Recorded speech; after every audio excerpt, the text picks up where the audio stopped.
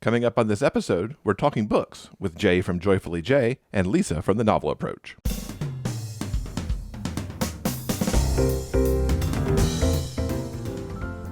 Welcome to episode 367 of the Big Gay Fiction Podcast, the show for avid readers and passionate fans of gay romance fiction.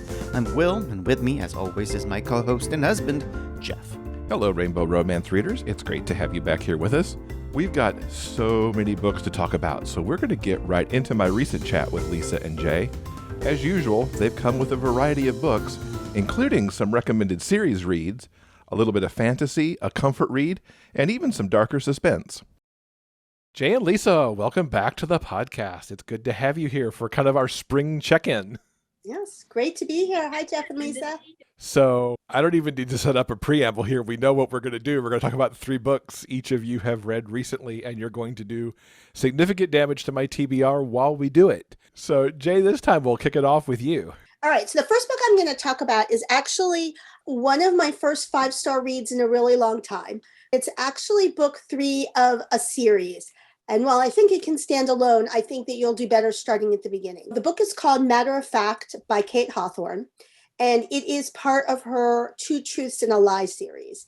And the story features Rhys St. George, who is the very clear villain in book 1. And in book 2, we start to see sort of behind the curtain as to what's really going on with him and maybe why he behaves the way that he does and why we might have been misinterpreting some of the things that he does. And then book 3 is his story. I really loved it because first off, I loved the first 2 books and I love a good redemption, villain redeemed story. Rhys St. George is super wealthy, oldest son of a powerful businessman. And in the first book, the main character is Rhys's ex. They had a very bad breakup and they have sort of a very traumatic and difficult relationship in the first story. And like I said, Rhys is very clearly the villain. In the second book, it features Rhys's brother. And there we start to see a little bit more. And Rhys comes into town. And now he is now moved into town where Sebastian lives, where Callahan lives, where sort of this whole gang lives. Rhys is basically spent his life under his father's thumb. As the oldest child, his father has sort of hyper-focused on him and controlling him in everything that he does. And one of the things that we learn as the series progresses is that Rhys has really taken the hit for his brother in a lot of cases, that he does these things that outwardly appear quite horrible when you don't know the motivation in an attempt to sort of keep the spotlight off of his brother and let his brother live as normal a life as possible. So it's really a redemption story in that we just slowly over the course of the series start to see there's more to him than meets the eye. So in this book, he is at a restaurant and he meets Beckett, who is his server, and leaves him this sort of ginormous tip because he's, millionaire, gazillionaire, whatever, and comes back to the restaurant later and asks Beckett out. And Beckett's sort of a little taken back by how wealthy and sort of in another world Rhys is. And what's really nice here from a relationship end is that while everybody else basically wants Rhys for either his money or his power, Beckett's actually kind of not turned off, but that's not a positive to him, that this man has so much money that he just doesn't even know what to do with it all, because Beckett sort of has a more humble background and he doesn't want to be spoiled and indulged. And suddenly Rhys has to figure out how to have this relationship where the money is not the thing and where he has to be himself and have the security to believe that being himself is enough, which is very hard for him when he's used to people just wanting him for what he can do for them. So it's a really great relationship dynamic between the two of them. And then also there's this really great redemption arc as we start to learn more and more about what's going on. And he's trying to figure out how to establish himself independent from this domineering father and how he can break that hold. It's very difficult, again, because he's such a protector, but also because his father has a lot of control over his life. So it's just a great redemption story. And I feel like writing a good redemption arc for a villain, especially somebody who's been the villain of 2 books, and making it believable and making you empathize with them, but not making them suddenly turn into a totally different character is not easy to do. And Kate Hawthorne does such a good job with that. I love that he's still not perfect and he doesn't really know how to be a good friend. And he doesn't really know how to be a boyfriend in the beginning. And he struggles and he makes mistakes. And so it's not just this, like, suddenly he's this angel, but he really goes through this process. And I love the way that Beckett becomes his defender and protector, whereas Reese has been always the strong one and always the one to take the hits for everybody else. Beckett, sort of stands up and says, we can't leave him to solve all his problems himself. We need to be there for him. And what are you guys doing that you're just letting him resolve everything? So there's sort of some nice moments there where you see him finally getting that support from somebody else that he's been giving to other people. Loved the story. It was a great redemption arc. All three books are excellent. While I think you could read this one by itself, having that history of just how bad things were will really make that redemption arc a lot richer. So I would start with the first book in the series, A Real Good Lie. This one is Matter of Fact by Kate Hawthorne. Just that book alone sounded so good. You had so many things going on there, even aside from the redemption arc, that were like, ooh, that's really interesting. Yes.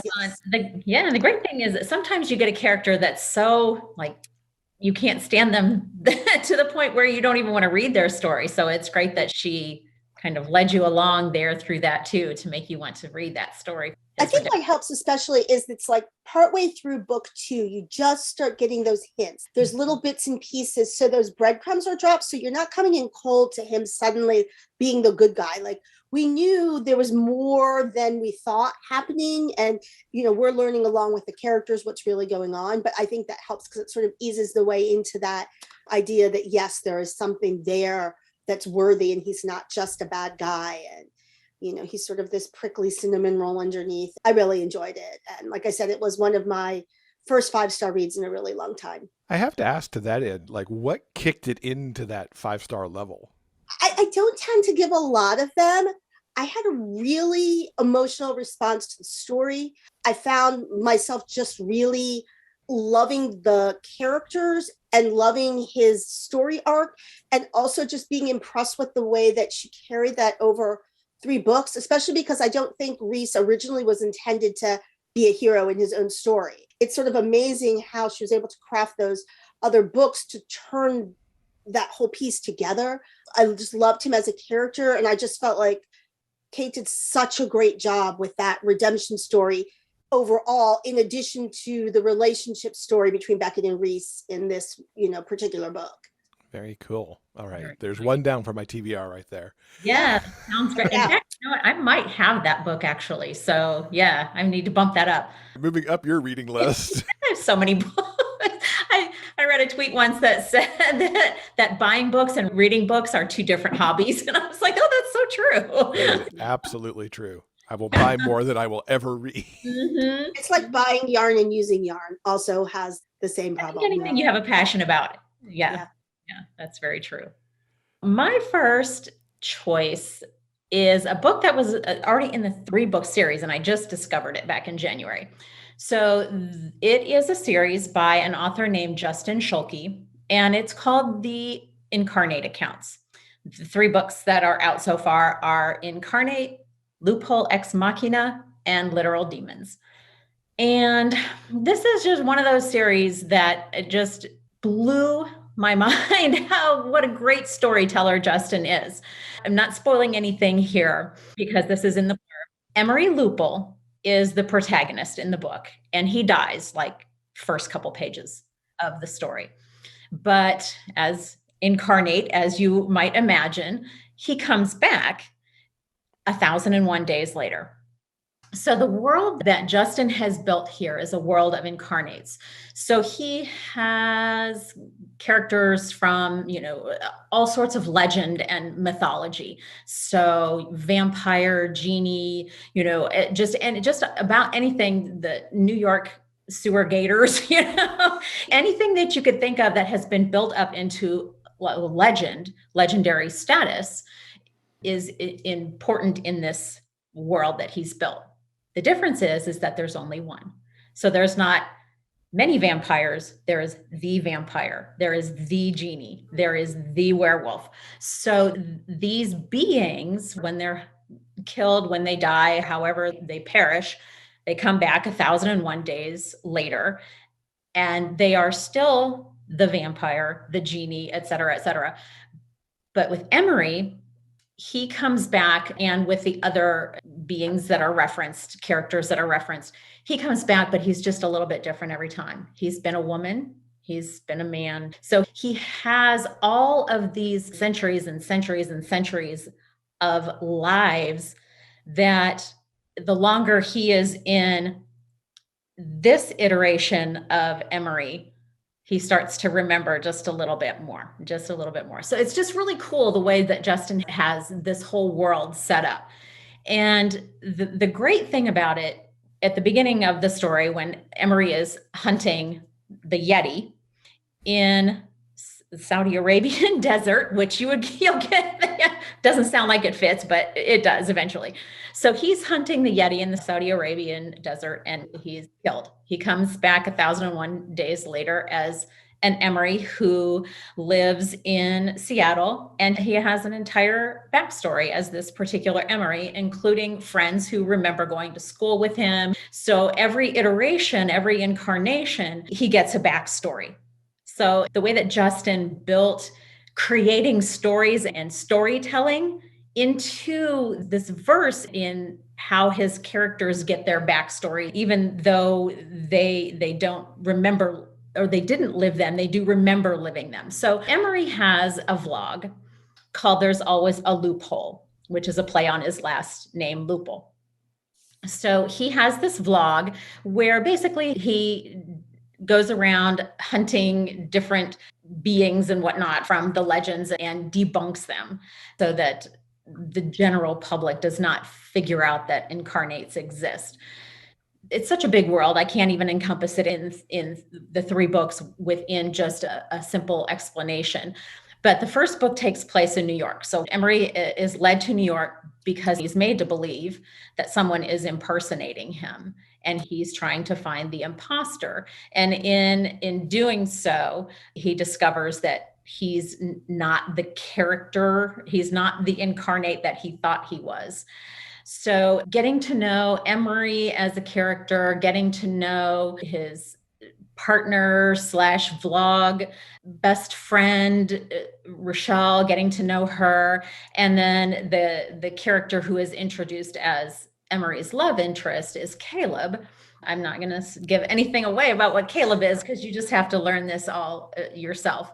But it turns into an Alice in Wonderland, down the rabbit hole, murder, mystery, adventure. And Emery's antagonist, the arch villain, his arch nemesis, is introduced. And she plays a significant role in Emery finding out who exactly he is within this story. There's a lot of like just meta kind of stuff going on here, like even to the point where the author has the potential to become a character in the story. The way that it's written, it's just such a cool world, and learning about all the different things. Even, 1,001 days, 1,001, it has to mean something. And the only thing I know 1,001 of is 1,001 Arabian Nights. So I Googled it to see how it played in, and it even plays into the story of 1,001 Arabian Nights very loosely, but still it does. And all the headless horseman, and it just all of the characters that Justin drew into this world made it so fun and so vibrant and so intensely interesting. And then you just add all of the great characters from imagination and from legend into it. And it's just such a fun series. The 4th book, I think, is coming out this year. I haven't seen any firm announcements on it yet, but they're back in Seattle now. The story takes place in Seattle, and moving into the world of incarnates, creating their own sort of like coming together to protect each other. And some of the incarnates who are the more villainous incarnates are fighting, and it's just, there's going to be a lot of infighting and political intrigue. And so it's just a really fun series. So Justin Schuelke, Incarnate Accounts. So far, 3 books, and it's just a big, gorgeous, fun, action-packed, humorous. It just has everything that you could possibly want in a fantasy series. It's just so much fun. That's amazing. And you found it 3 books in, which means it's been Yeah, around for at least a couple of years. That's I'm not impressive. even sure how I ran across it, but I thought, oh, this sounds fun. The cover was great. And I binged all 3 books in like just a few days. I could not put them down. They're so good. And now I'm so mad that I have to wait for the next one. But yeah, just such a big, imaginative, fun world. And the way that he's just brought all of these different characters and their storylines, it's such an impressive verse. I just loved it. And the imagination again, where it's like, how can you write a book and then suddenly all of a sudden the author might be able to be a character in the world? It's just so great. It's so great.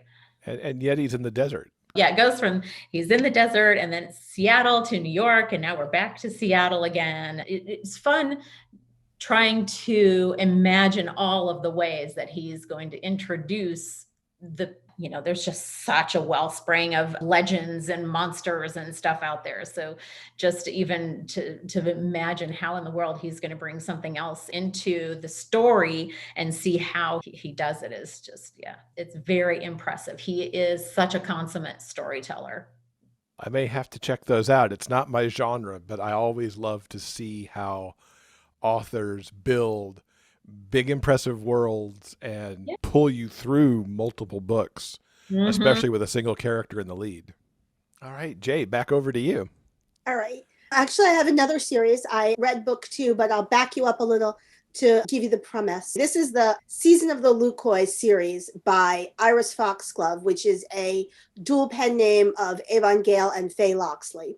So they have written another series, I believe it's Starian Cycle, takes place in the same world. And then this is a 4-book series, Seasons of the Lukoi. So it starts with Winter of the Owl, and then the second book is Spring of the Wolf, and then presumably will continue to Summer and Fall. So the setup here, it's a fantasy world, but there is this island where generations ago, this group was exiled from the main continent, the main kingdom. It was sort of like the witches and the prisoners and a bunch of other sort of people who were considered undesirable were shipped off to this remote island, essentially left to die.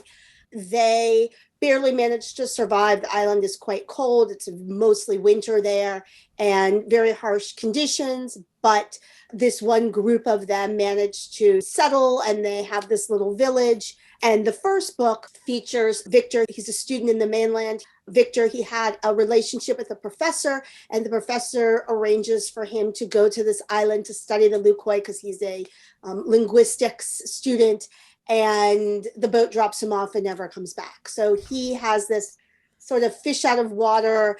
How is he going to adapt to this society that doesn't really speak the language? He can make bits and pieces of it, but so completely foreign from this warm tropical climate that he lived in and this completely different society, because these people have been isolated for generations. So the first book features Victor and his love interest Sava and sort of introduces you to this world. The second book, which is the one that I'm going to focus on today, is Spring of the Wolf. And in this story, we get a little bit of a twist because we're told in the first book that the settlers were one big community. They were sort of hiding in a cave. The bulk of them went off and established this community, but there was a splinter group that left that didn't want to build this communal sort of village, and they left and were never heard from again and were presumed all dead. So what we learn in the second book is that actually this splinter group survived, and they've been living in this cave system on the other side of the island for all of these generations, and the main village had no idea that they were there. So then we learn that there's contrasting societies. The main village is very communal, very collaborative, because the conditions are so harsh that if you don't all sort of chip in to help everybody store up for the winter and survive, you'll never make it. Whereas this other community has turned very competitive, very harsh. So into this sort of whole setup, we meet Zephyr, who is a rare shifter. So this is not a community, really a paranormal world, except for this one element in that years ago, the guard who was taking off the splinter group angered a witch who then cursed him and his descendants to turn them into wolf shifters. But the sort of catch is, along with this power, when they shift, they sort of lose their fur. So they have this pelt, sort of very Selkie like. And when they shift and somebody touches their fur, they get control over them. So Zephyr is from that line, one of these rare shifters, and was taken in as a child by this man who essentially keeps him as a slave because he can control his every move by keeping his pelt. And Zephyr's never been able to shift. He's been taught that he's violent and dangerous and mistreated. At the beginning of the story, he escapes, and he escapes to this other village. So he meets Dragon, who is the chief of the village, who takes him in, and at first sees this wolf and has no idea that the wolf is human. And eventually he puts together that they're one and the same, but they want to keep this secret from the rest of the village because Zephyr is very worried if anybody finds out that he has the ability to be controlled like this, that somebody is going to try to manipulate him. It's that romance between him and Dragon and coming to this place of sort of peace and trust. And then the story also has like a mild dom sub kind of dynamic in that everybody in this world is either submissive tendencies or dominant tendencies. So it's a very low key on the kink side, much less so. I think if you've read their other series, I think is much more hardcore. This is very mild. But one of the interesting elements is, Zephyr is so afraid that Dragon's going to try to control him. And Dragon says, I'm the leader of this village and I am a strong, dominant man, and people listen to me because they respect me and care about what I say. I would never want to control somebody through force. So sort of that contradiction between his old life and the new one. And of course, he has to deal with both the fear of being found out and when to trust the community with his secret, but also the fact that his old community wants him back and those threats. So it's a really interesting series, a really fascinating world, and the books flow nicely into each other. And the third story, I don't want to give too much away about the plot because you sort of learn who the characters are going to be in each book. But the third one, it looks like it's going to be an MMF story. It's just interesting the way that they've built this sort of season where you're following this progression, because the climate and the landscape of this island are such almost a character in of itself as these people try to survive in this such a harsh environment, and the way it connects with the larger world, which I haven't read their other series and had no problem jumping in here. But I'm finding it really fun. I don't read a ton of fantasy, but picked this up just because it sounded so unique. And I'm really finding it interesting world building and fun relationships, and just the way that the authors have sort of tweaked the sort of spin on the paranormal shifter, which is so different than your typical shifter and pack sort of dynamics. I'm having a lot of fun with it. I'm really excited for the third book because we know who the characters are going to be and seeing how all that plays out. So totally flew under my radar that Avon Gale had that co-writing thing going under a singular pen name and that she was writing fantasy. I love her hockey books from so many years ago. Mm-hmm. So now I'm intrigued that there's this other side of Avon Gale. Yeah, it's a completely different, if you've read her contemporary work, it's a completely different spin. And like I said, my sense is that the Star and Cycle books are darker and more intense on the kink end. It also has this sort of dom sub, everybody's one or the other, but I think more hardcore. This is very light. So even if you're not into sort of a BDSM kink type stories, I think this is very accessible to pretty much everybody. It's more behavioral and personality tendencies more than I would say kink focused, if that makes any sense. It's really interesting, again, just the idea of this community that's made of people who were sort of exiled from other places and how they've built this communal society that also welcomes, when Victor comes in the first book, they welcome him because anybody who's sort of unwanted, or even for Zephyr as well, who's unwanted somewhere else, is welcomed there because they have thrived sort of hidden away from the rest of the world that's forgotten about them by having this sort of collaborative community where they look out for each other. And in the third book, it looks like they're going to be back on the mainland. I'm curious to see how that dynamic works when you've got that crossing cultures. So yeah, interesting series. I don't think it's fair that you're adding to my TBR, both of you now by series, not just singular books, but I know. We did pick the series. Well, when you don't run across a book until it's like 3 books into this whole series, it's kind of, you can't help it. All right.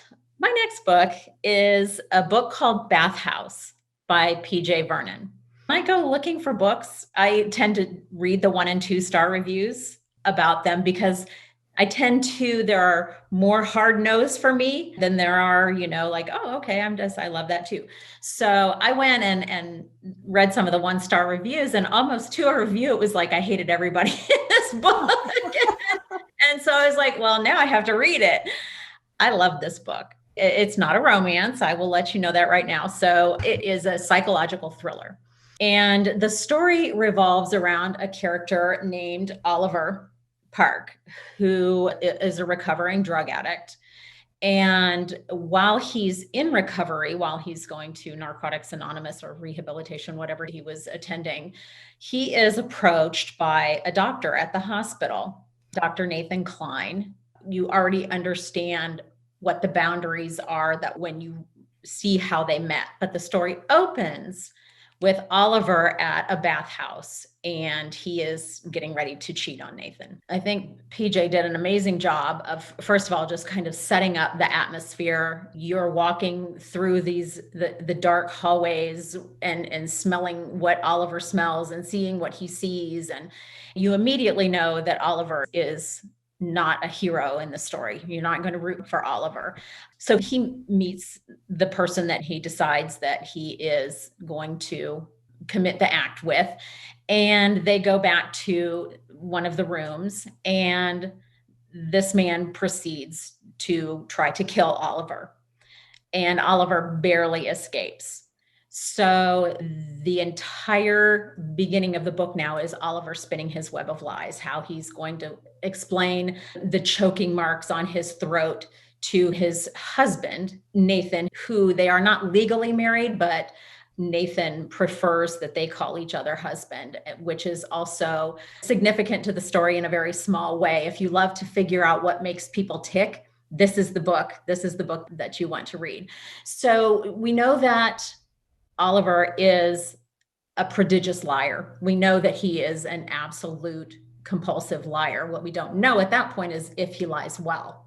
You learn throughout the story whether or not he is a good liar or not. In the meantime, we start learning more about his husband.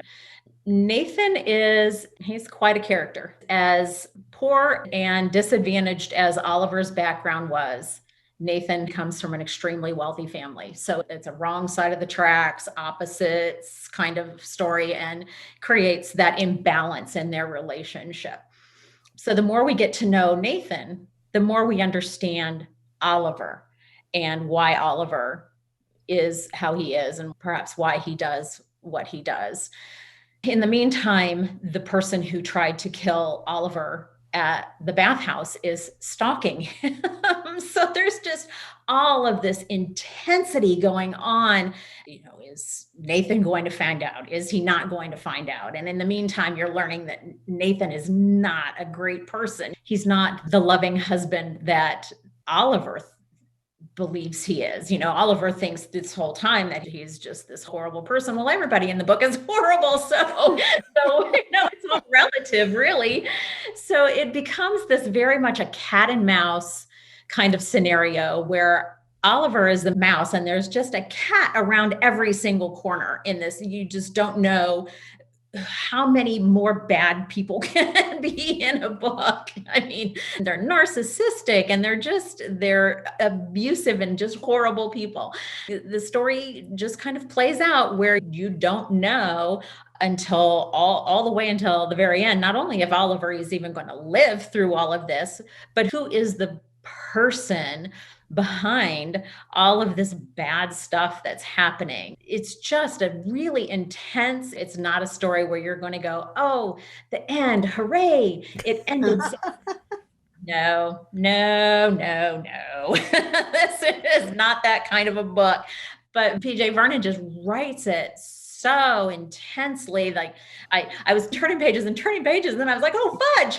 Except I didn't say fudge. And then I just couldn't even take it anymore. If you love a good psychological thriller where you don't really know who to root for, or there's just not even anybody to root for, but you like to kind of figure out what's making this person, what's compelling this person to be who they are and do what they do. I thought it was a really fun read, really fun. So Bathhouse by PJ Vernon, really good psychological thriller. I like how you could take all that and at the end say it was fun. I love those kind of books, though. I don't need everything to end in a happily ever after. Sure. Sometimes I just like to get into those where, your heart starts racing and the adrenaline is pumping and you're like, oh, scream because you don't know what's going to happen next. It was great if you like that kind of adrenaline rush, sort of psychological, it almost just horrific how just narcissistic these people are. It was just a really intense read, which I thought was fun. All right. My third one is Angel's Song by A.C. Everett, who you might know under his YA pen name, Alexander C. Eberhardt. This is a sort of paranormal urban fantasy story. It starts off with Casper waking up in an alley, injured and with amnesia and having no idea who he is or how he got where he is. And we see him go into this bar where someone tries to kidnap him and there's this big giant battle and, he's saved at the last minute. And what's sort of fun about the opening is that we also see Aiden, who's the other main character, and he is at the same bar and he notices Casper and he sees all this happening, but of course neither of them know each other at the time. So we sort of get 2 points of view of these strangers observing these same events. So then the next day, Aiden goes into work. He works for his best friend who owns a cafe, and he sees, his friend talking to this woman and this man hiding behind the counter and sort of eavesdropping. It turns out that this is Casper. So another sort of chaos ensues and they end up on the run. So Aiden, Casper, and Aiden's best friend, who it turns out knows what's going on because he is involved in this paranormal world. And so over the course of the story, we uncover exactly what's happening. But the main piece of it is that we find out that Casper has amnesia because he fell, his head injured himself, but also that there was one crucial memory that he had magically removed from his mind because he felt it was not safe to have this memory. So we know that early on, but neither the reader nor Casper knows what this memory was or why it was so dangerous to have it. But he starts to feel like the only way to sort of resolve the fact that somebody's trying to kill him, he keeps being attacked, they're on the run, to figure out what's going on is to somehow retrieve that memory. So part of the adventure is watching him try to figure out what it was that he hid, why he hid this memory, how to reclaim it in the midst of these people who are all trying to attack him and kill him, and why they want to kill him and who they are, how it all pieces together. And what I think is sort of super fun about this is I'm a big amnesia story fan anyway, but what I think is super fun here is it's almost, although Aiden doesn't have amnesia, it's almost like a double amnesia scenario in the sense that neither of our main characters know what's going on. And often if you read a lot of amnesia, the other main character, the one who has his memories, knows what's happening. And so as the reader, we're sort of let into the world through their eyes, even if the other character doesn't remember anything. So we have some sort of sense of orientation of these things that this person forgot. But in this case, Aiden is like, he has no idea that magic exists, that this paranormal world is out there, that his roommate is involved in it, that these beings exist besides humans. So he is completely new to the world. And he, of course, has no idea who Casper is or what happened. And then you have Casper, who has amnesia and who has this specific memory also removed. So as readers, we're really finding out about everything at the same time as these characters, because neither of them is able to give us insight into the backstory. So it's sort of all being unveiled at the same time. So lots of interesting different paranormal beings. Over the course of the story, we do uncover what this memory is, why Casper hid it, who's trying to kill him, sort of all those mystery pieces. But it opens up a larger story arc because this is the first book in the series, the Infernal Affairs series. As we get the answers, new, bigger world and bigger conflicts that these characters have to face. So sort of a fun, like I said, it has very much of an urban fantasy vibe. This sort of fish out of water in Aiden who has no idea about this new world he's coming into. Both of them sort of figuring it out as they're going along, a little bit of a road trip vibe, a lot of excitement and battles and, who to trust, who not to trust along the way. People you think are friends or enemies, people you think are enemies or friends, trying to sort of uncover all of it. I found it a lot of fun. I have not read any of his YA books, although we've reviewed quite a few on the blog, and seems to have a great reputation for the YA work. So I was really excited to try this one, because urban fantasy is a little more my speed, and I thought it was a great story. I am super excited that you read that because it's on my TBR already because I love Alexander's YA work. Yeah. It's so good. And I've been super curious about what he does as he moves into this adult urban fantasy realm. And this whole idea of like this super selective amnesia, just take that one thing out. Right. That's interesting. Yeah. So even as he's regaining some of his other memories and understanding, this memory was specifically removed and, he wants it back, but he knows he has a reason that he had it removed. So what is he risking by, trying to regain this memory when clearly like past him had a very clear reason for trying to lose the memory. So it's an interesting twist. Lisa, you're an urban fantasy fan. This is really, I think, up your alley. I want to read that book really badly. And as a matter of fact, I remember reading Alexander C. Eberhardt based, Jeff, on one of your recommendations. So yeah, I'm familiar with his work too. All right. My last book, talk about switching gears. My last book is Luke by Con Riley. My old favorite Con Riley. Yeah. Luke is the third book in her Lessons in Love series. And this series takes place at a school called Glen Harbor. And Glen Harbor is in financial trouble. And Luke is the headmaster of the school. And we meet him in the first book in the series, Charles. And so we're kind of getting to know Luke a little bit more throughout the series. And we also meet the man who is his love interest in this story. Nathan was Luke's first love, and he has been in and out of the picture for quite some time now. And Luke finally has decided he can't do it anymore. He's in love with Nathan. He feels like it's unrequited. And Luke it just decides that he needs to let Nathan go. Well, of course, that doesn't happen. Nathan finally wakes up and decides, okay, this is it. I need to be present. I need to be present in this man's life. So the story takes place entirely at the school. And I don't know, Con Riley has such a way of creating these huge numbers of characters and in her stories without it ever feeling like, why do we even know this person? Why is this person on the page? Her characters are all significant in some way. And in this particular way, you get, I'm not going to go into the backstories at all, but these people are very significant to Luke in not only his backstory, but in his mission to save his school.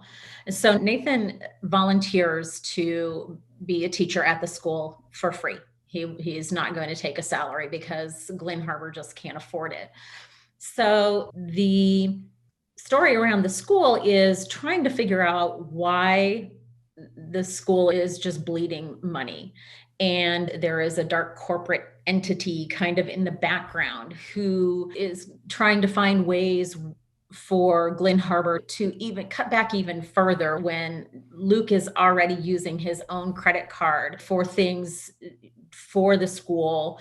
And so that introduces a character who is going to be the main character in the next book. So the story kind of just revolves around this particular character who comes in and basically is doing sort of a forensic audit to try to figure out how they can take more money from the school when the school is already, is trying to get blood from a rock, and the more that this person, Austin, digs, the more the numbers aren't making sense.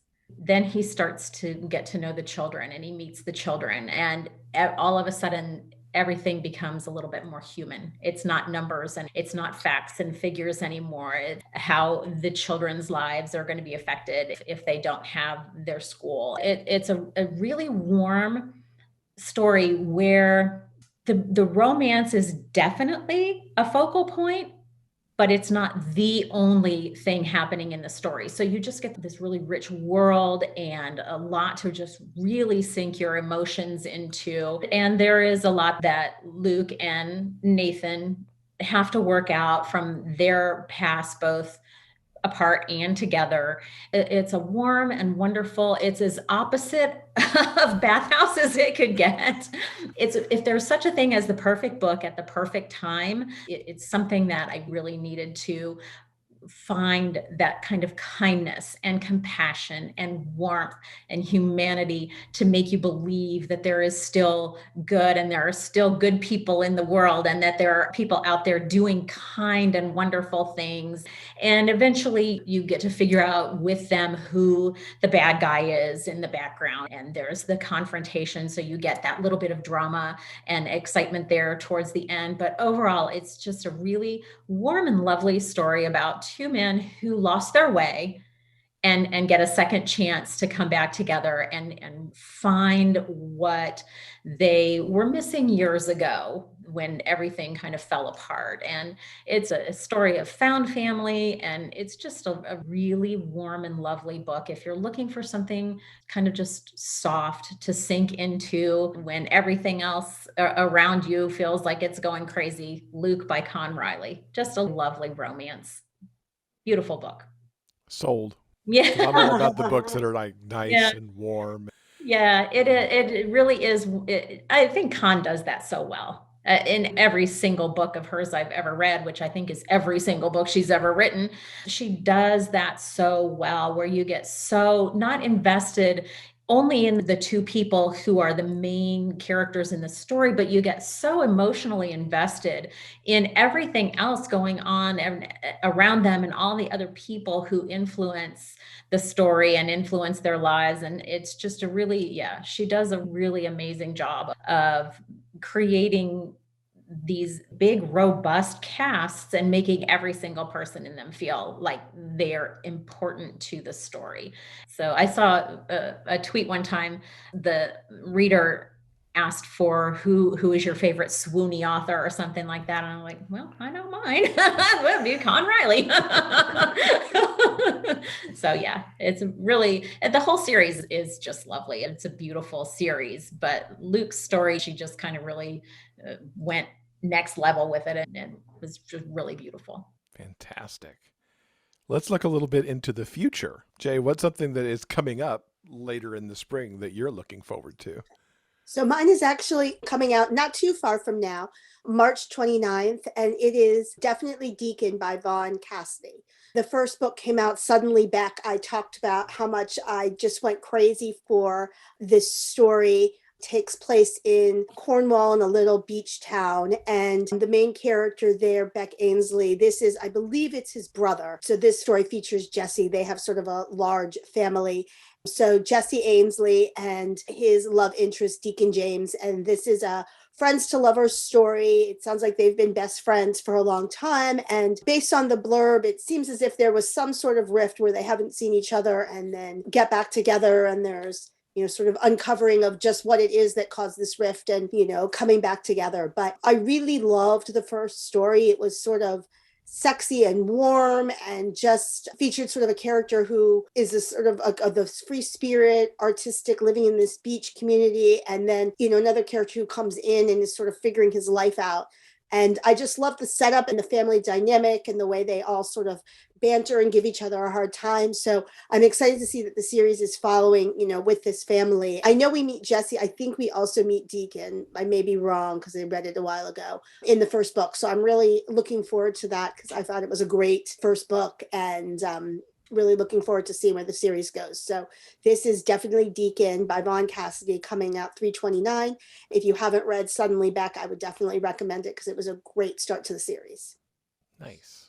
And Lisa, what's on your upcoming list? Oh, I had a hard time settling on just one. I feel like there's so many books coming out in May. I don't know if you've noticed this or not, but May seems like it's going to be a big month. I know I did Princess Poison Valley. Haley Turner's book comes out in May. This book is one that I've been waiting on for a while, though. It is The Hourglass Throne by Katie Edwards, and it's book 3 in the Tarot Sequence trilogy. Yes. So this is the one that's going to wrap everything up. This is a world I know. I think I've talked about all of the books with everyone. Where it's like best book of the year. I mean, K.D. is such a great storyteller, and he has taken the tarot, which I have only a passing knowledge of, if even that much. You could fit it on my pinky, but he has taken the tarot and turned it into these big, beautiful characters in this magical world. This is going to be where Rune St. John, who is the main character in this story, is ascending to the Sun Throne, his rightful heritage. The Sun Throne was destroyed when Atlantis was destroyed. And so the Atlanteans are now living on an island off of Nantucket. So it's a Nantucket island that has been turned into New Atlantis. And so this is going to be him now coming into his own. And again, found family is such a recurring theme, I think, in so many of the stories that we read. And it's the same for Rune. And he is building this family around himself with the help of his bodyguard, Brand. And I say bodyguard, but Brand is so much more: brother, friend, companion, soulmate, but not in a romantic way. Just the bond between these two characters. When you say, this character would die for you, I mean, these two guys they proved it time and time again. So that relationship is just absolutely just so deep and so amazing. And then Rune also does have a romantic relationship with a character named Adam St. John. I'm so excited, and I'm so sad that this is the last book in the series, but it's just such a big, action-packed, magic-filled world, and K.D. Edwards is just such a great storyteller. And so, yeah, The Hourglass Throne, it comes out May 17th. So excited. Can't wait. Fantastic. It was so great talking to K.D. back. Gosh, it must have been 2 years ago now. Yeah, it's been a while. It's been a little we had while. him on, so it's great that trilogy is finally wrapping itself up. Yeah, kind of a double-edged sword. Double-edged sword, Always as always when a bittersweet. series ends. Yeah. I'm really excited to see how this one is going to wrap up, because, just every character is just so beautifully drawn, and just the action again, and the emotional connection between Rune and Brand, to me, is more important to me than the romantic connection between Rune and Adam, really, in some ways, because that bond there between them is just so almost indescribable. And now with all of the new family dynamic going on now, it's going to be really fun to see the end of it. Fantastic. Well, as always, wonderful books that we got to talk about. And believe it or not, the next time we get together, it'll be Pride Month. I know. Crazy how it's the middle of March already. I know, right? It's pretty insane. And June, of course, will be here before we know it. So we'll be talking about books again soon. So hope you both have a great springtime, and we'll see you back in a few months. Yeah. Thanks for having us. This episode's transcript is brought to you by our community on Patreon. If you'd like to read the conversation for yourself, simply head on over to the show notes page for this episode at biggayfictionpodcast.com. Also remember, the show notes page also has links to everything that we've talked about in this episode. And as always, thanks to Jay and Lisa for sharing some recommendations with us. It's always wonderful to talk books with them, and as usual, they've given me some interesting stuff to look at. I'm super curious about the Incarnate accounts by Justin Schuelke that Lisa mentioned. I hadn't heard about that before, and between her recommendations and reading some more about the series, I think I will be checking out book 1 very soon. All right, I think that'll do it for now. Coming up next in episode 368, we're going to be returning to Dante's Cove. This time we'll be kicking off season 2 of this sexy supernatural soap opera. Big changes are in store as there's some recastings, plus a brand new Hotel Dante. On behalf of Jeff and myself, we want to thank you so much for listening, and we hope that you'll join us again soon for more discussions about the kind of stories that we all love, the big gay fiction kind. Until then, keep turning those pages and keep reading. Big Gay Fiction Podcast is part of the Frolic Podcast Network. Find more shows you'll love at frolic.media/podcasts. Production assistance by Tyson Greenan. Original theme music by Daryl Banner.